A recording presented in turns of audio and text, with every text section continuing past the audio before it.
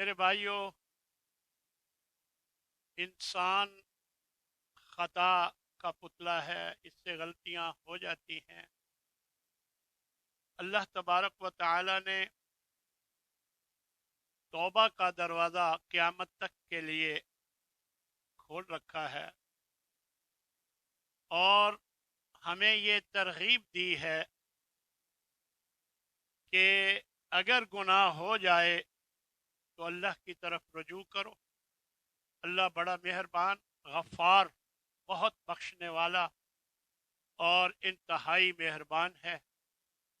اب انسان سے جب بھی غلطی ہو، اسے چاہیے کہ وہ اللہ کی طرف رجوع کر کے توبہ کرے اور اپنے گناہ کا اقرار کر کے اللہ سے معافی مانگے۔ آج میں نے آپ کے سامنے گناہوں کے خطرناک جو نتائج ہیں، برے نتائج، وہ آپ کے سامنے رکھنے ہیں انشاءاللہ۔ اللہ تبارک و تعالی نے ایک زبردست بات بیان فرمائی، جو ایک آیت کا حصہ میں نے ابھی آپ کے سامنے تلاوت کی ہے کہ وَمَن يُطِعِ اللَّهَ وَرَسُولَهُ فَقَدْ فَازَ فَوْزًا عَظِيمًا۔ جو بھی اللہ اور اس کے رسول کی اطاعت کرتا ہے وہ کامیاب و کامران۔ اور دوسری جگہ اسی سورہ میں فرمایا کہ وَمَن يَعْصِ اللَّهَ وَرَسُولَهُ فَقَدْ ضَلَّ ضَلَالًا مُبِينًا۔ اور جو اللہ اور اس کے رسول کی نافرمانی کرتا ہے، منمانی کرتا ہے اور اللہ اور اس کے رسول کی نافرمانی کرتا ہے، فَقَدْ ضَلَّ ضَلَالًا مُبِينًا، تو وہ واضح گمراہی میں چلا گیا۔ تو معلوم ہوا کہ جو اللہ اور اس کے رسول کی اطاعت کرے وہ کامیابیوں سے ہمکنار ہوتا ہے، اور جو اللہ اور اس کے رسول کی نافرمانی کرے وہ گمراہی کے گڑھے میں گر جاتا ہے۔ تو یہ اصولی بات آپ یاد رکھیے گا کہ اللہ اور اس کے رسول کی فرما برداری اور اطاعت ہی میں ہماری کامیابی ہے۔ دوسری جگہ اللہ تبارک و تعالی ارشاد فرماتے ہیں وَمَن يُطِعِ اللَّهَ وَرَسُولَهُ، جو بھی اللہ اور اس کے رسول کی اطاعت کرے، يُدْخِلْهُ جَنَّاتٍ تَجْرِي مِن تَحْتِهَا الْأَنْهَارُ، اللہ اسے ایسے باغات میں داخل فرمائے گا جس کے نیچے سے نہریں بہتی ہوں گی۔ فرمایا خالدین فیہا، وہ 1 2 10 دن کے لیے نہیں، ہمیشہ ہمیشہ اس میں رہیں گے، ان باغات میں، ان جنتوں میں وہ رہیں گے۔ اور یہ کوئی معمولی بات نہیں، معمولی چیز نہیں۔ فرمایا وذالک الفوز العظیم، یہ بہت بڑی کامیابی، جنت مل جائے اور کیا چاہیے، بہت بڑی کامیابی۔ اور ساتھ ہی فرمایا وَمَن يَعْصِ اللَّهَ وَرَسُولَهُ، جو بھی اللہ اور اس کے رسول کی نافرمانی کرے، وَيَتَعَدَّ حُدُودَهُ، اور اس کی حدود کو پھلانگتا ہے، حد سے تجاوز کرتا ہے۔ اسلام نے مختلف حدیں باندھی ہوئی ہیں، چوری نہیں کرنی، ادھر نہیں جانا، زنا نہیں کرنا، اور مختلف گناہوں کے لیے حد باندھ دی کہ ادھر نہیں جانا۔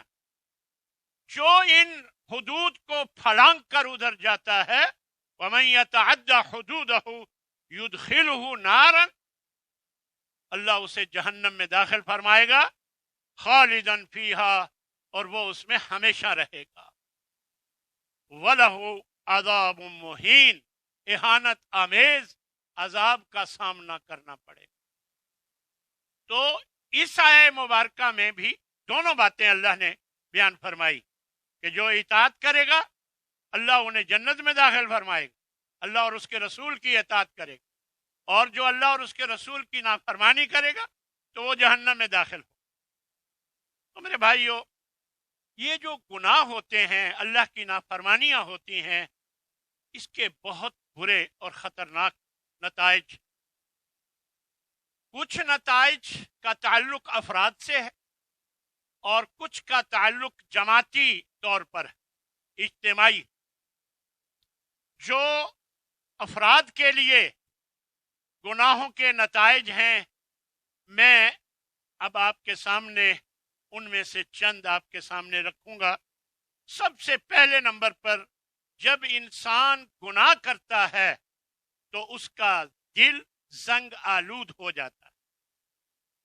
ایک حدیث میں آتا ہے جب ایک گناہ کرتا ہے اس کے دل پر سیاہ دھبا پڑ جاتا ہے، پھر وہ گناہ کی توبہ کر لیتا ہے تو وہ دھبا مٹ جاتا ہے، لیکن کبھی وہ توبہ نہیں کرتا، ایک اور گناہ کرتا ہے، پھر وہ دھبا اور بڑھ جاتا ہے، یا یوں سمجھیں کہ ایک اور دھبا پڑ جاتا ہے، پھر وہ اگر توبہ کر لیتا ہے دونوں گناہوں کی تو دونوں دھبے مٹ جاتے ہیں، اور اگر نہیں ایک اور گناہ کرتا ہے تو ایک اور دھبا پڑ جاتا ہے۔ تو یوں گناہ کر کر کے اس کا دل سیاہ ہو جاتا ہے، اور اسی کے بارے میں اللہ کے نبی صلی اللہ علیہ وسلم نے جب یہ بات بیان فرمائی اور ساتھ ہی فرمایا کہ اسی کے بارے میں اللہ نے فرمایا ہے کلا بل ران علی قلوبہم، ہرگز نہیں بلکہ ان کے دل زنگ آلود ہو چکے ہیں، اب نہیں بچ۔ جب دل زنگ آلود ہو جائے، بالکل سیاہ ہو جائے، پھر وہ نہیں بچ سکتا، پھر وہ گناہ سے نہیں بچتا، اس کو گناہ لگتا ہی نہیں، کیونکہ ایمان ختم ہو جاتا ہے۔ ایمان ہی انسان کو جو جوڑتا ہے، جب وہ دل سیاہ ہو جاتا ہے تو اس کا گناہ سے بچنے کا دل ہی نہیں کرتا۔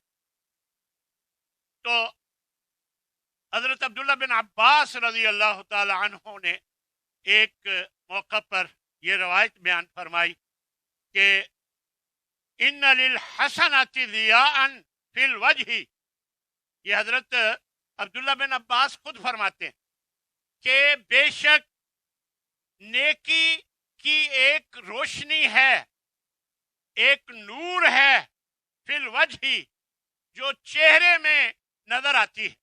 جب انسان نیکی کرتا ہے تو اس کے چہرے میں روشنی ہوتی ہے، وَنُورًا فِي الْقَلْبِ، اور نیکی کی وجہ سے دل میں نور آ جاتا ہے، دل منور ہو جاتا ہے، وَسَعَةً فِي الرِّزْقِ، اور رزق میں وسعت ہو جاتی ہے، اللہ کھلا رزق دینے لگ جاتا ہے، وَقُوَّةً فِي الْبَدْنِ، جب انسان نیکیاں کرتا ہے تو اس کے جسم میں طاقت آ جاتی ہے، وَمُحَبَّةً فِي قُلُوبِ الْخَلْقِ، اور لوگوں کے دلوں میں اللہ اس کی محبت ڈال دے کیونکہ یہ نیکی کرنے والا ہے۔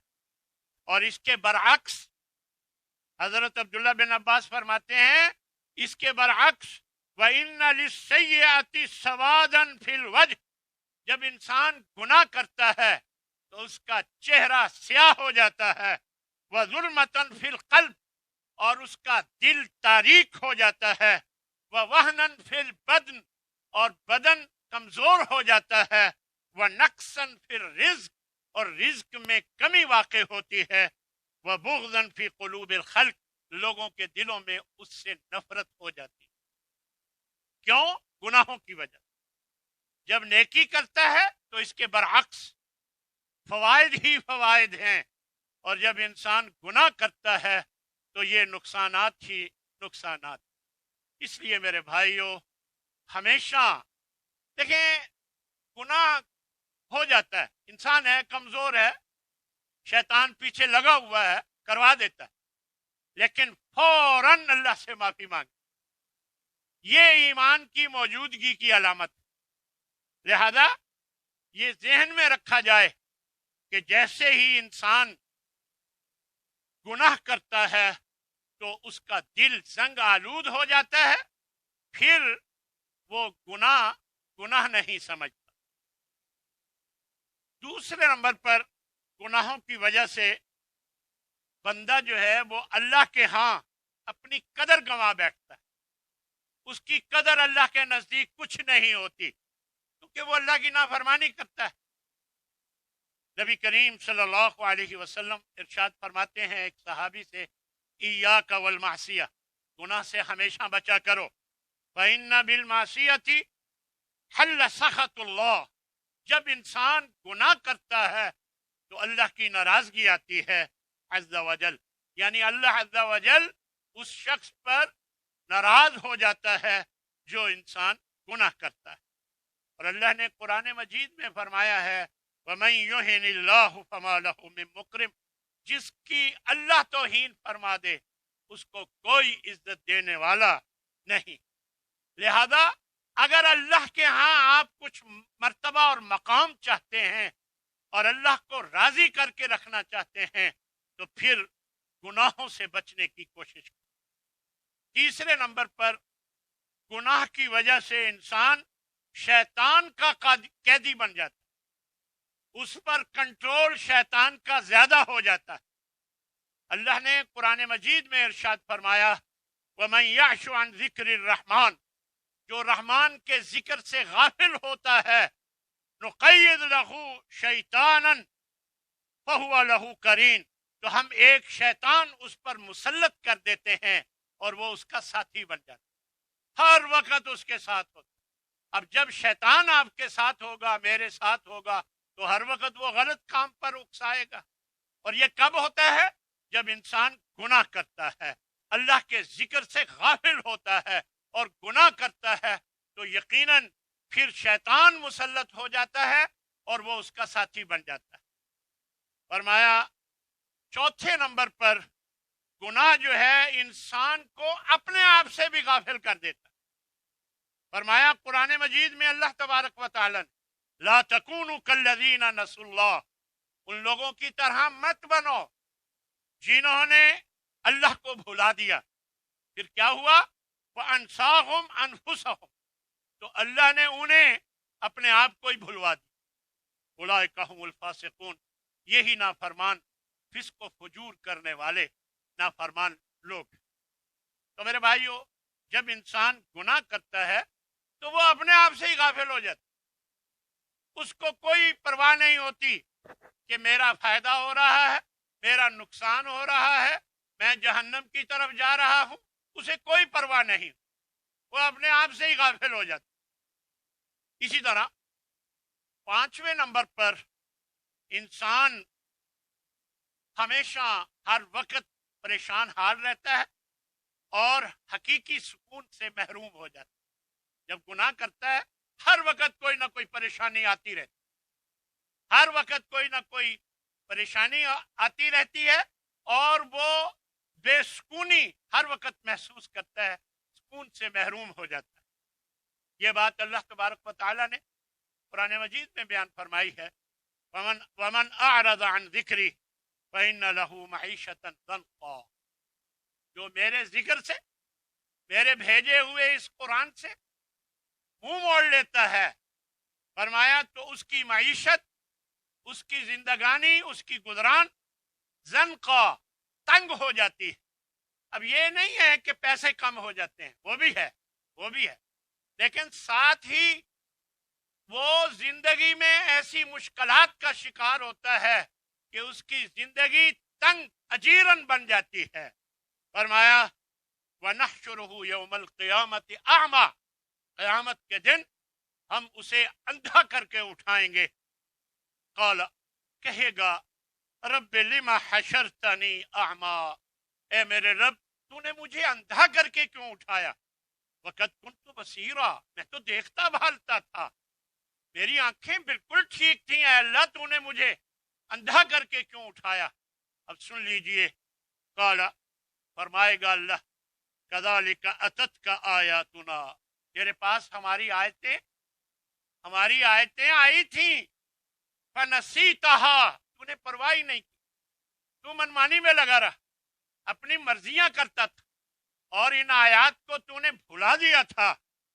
وَكَذَلِكَ الْيَوْمَ تُنْسَى، آج ہم بھی تمہیں جہنم میں ڈال کر بھلا دیں، آج تم بھی بھلا دیے جاؤ۔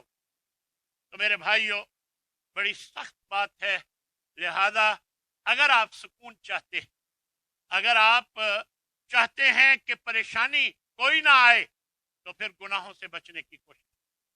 گناہوں کی وجہ سے، اللہ کے ذکر سے منہ موڑنے کی وجہ سے ہی گناہ ہوتے ہیں، اور اللہ کے ذکر سے منہ موڑنے کی وجہ سے یہ پریشانیاں آتی ہیں اور بے سکونی آتی ہے.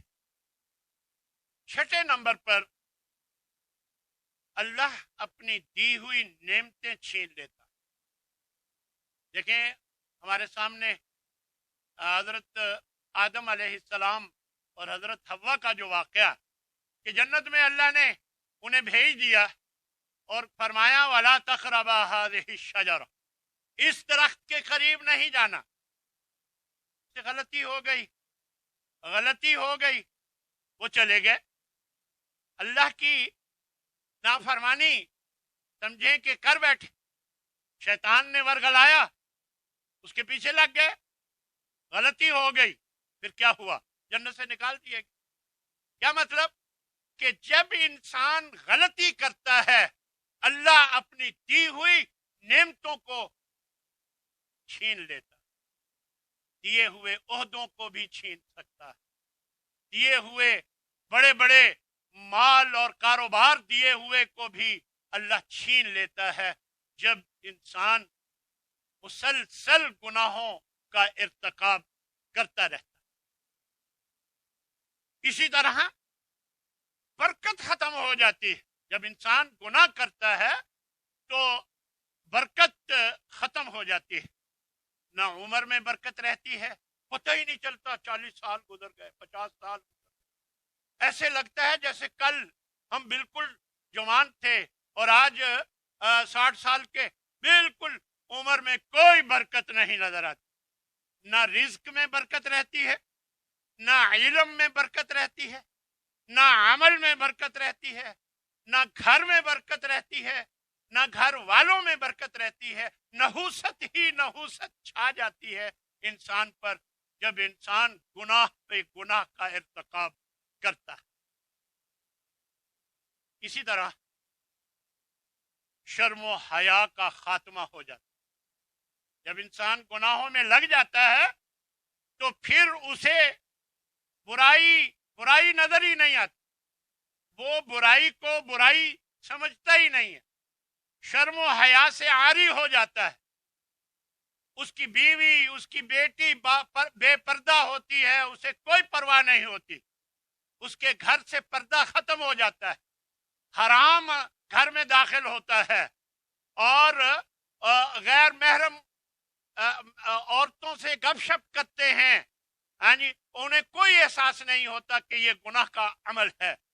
اسی طرح وہ گھر میں فحش گانے لگاتے ہیں، فلمیں دیکھتے ہیں، اور جو حیا باختہ پروگرام دیکھتے ہیں. جب انسان گناہ کرتا ہے تو ان کو کی شرم و حیا ختم ہو جاتی ہے. انہیں کچھ محسوس نہیں ہوتا کہ یہ ہمیں نہیں کرنا چاہیے. اور نبی صلی اللہ علیہ وسلم نے بھی تو فرمایا تھا اذا لم تستحی فاصنع ما شئت. جب تجھ میں شرم و حیا نہیں رہا تو جو مرضی کر. اب شرم و حیا کے بغیر تو کوئی زندگی ہی نہیں، پھر جو مرضی کر. تو اس لیے یہ ذہن میں رکھیے گا کہ انسان، یہ ہمارے گھروں میں ٹی ویوں پر جو یا ہماری اولاد جو یہ برائیاں دیکھتی ہے اور نظر آتی ہیں ہمارے سامنے، ہمارے معاشرے میں یہ گناہوں کے ارتکاب کی وجہ سے شرم و حیا کا خاتمہ ہے، جس کی وجہ سے یہ ساری بیماریاں آئی. اسی طرح انسان رزق سے محروم ہو جاتا ہے. جب انسان گناہ کرتا ہے تو رزق سے محروم ہو جاتا ہے. ایک حدیث میں حضرت ابن ماجہ کی روایت ہے، آپ صلی اللہ علیہ وسلم فرماتے ہیں وَإِنَّ الرَّجُلَ لَيُحْرَمُ الرِّزْقَ بِخَطِيئَةٍ يَعْمَلُهَا. فرمایا کہ انسان رزق سے محروم ہو جاتا ہے صرف ایک عمل کی وجہ سے، ایک گناہ کی وجہ سے، غلط عمل کی وجہ سے جو اس نے کیا ہوتا، اس کی وجہ سے رزق سے محروم ہو جاتا. تو میرے بھائیو، اسی طرح چند چیزیں اور ہیں، اور پھر کچھ इज्तिमाई भी जो नताइज हैं वो मैं आपके सामने रखूँगा।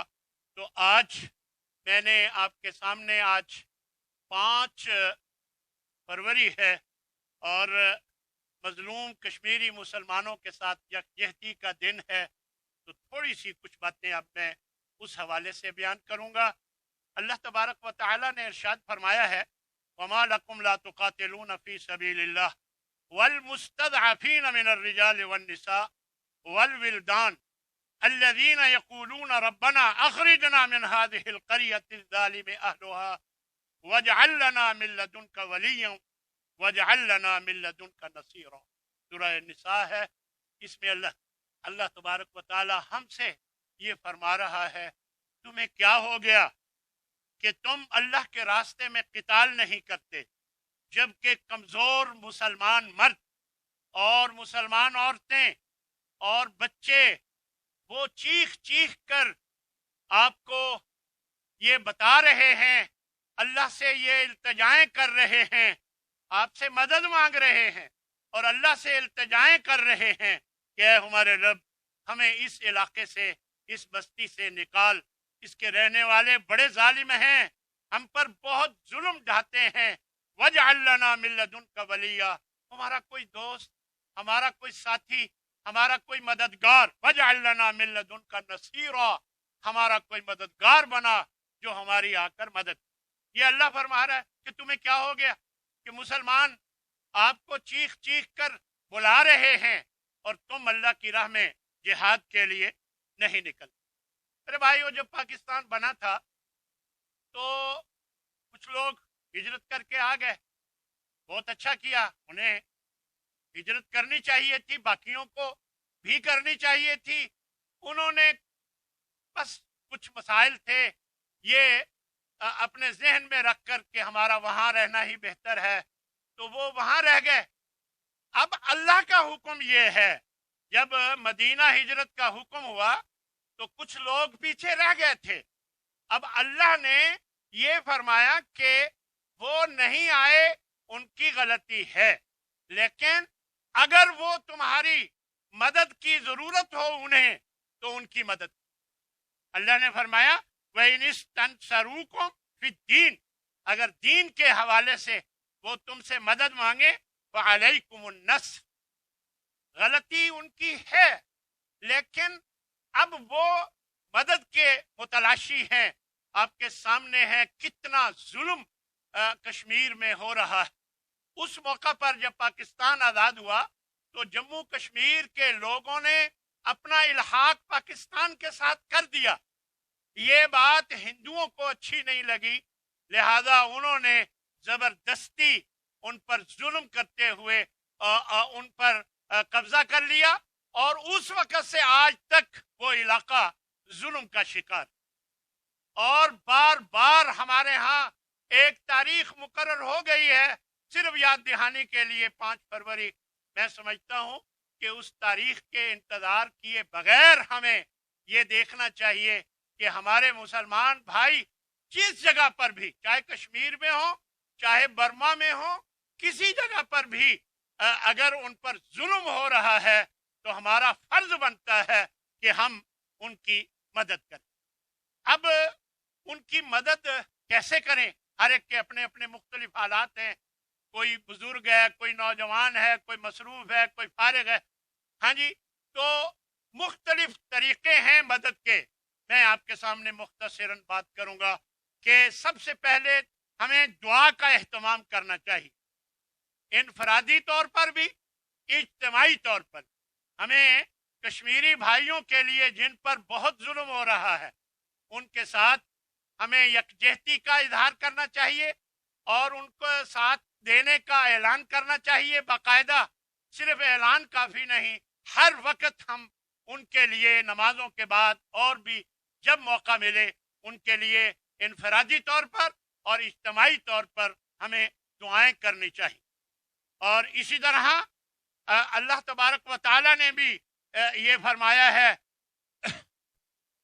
नबी सल्लल्लाहु अलैहि वसल्लम ने भी फरमाया है, मन दआ ले अखीही बिज़हरिल गैब, जो किसी की अदम मौजूदगी में کوئی دعا کرتا ہے قال الملک الموکل بہی، تو ایک فرشتہ مقرر ہے جو یہ کہتا ہے آمین، آمین بھی کہتا ہے اور کہتا ہے وَلَكَ بِمِثْلِ، یعنی جو دعا تو نے اس کے لیے کی اللہ تجھے بھی۔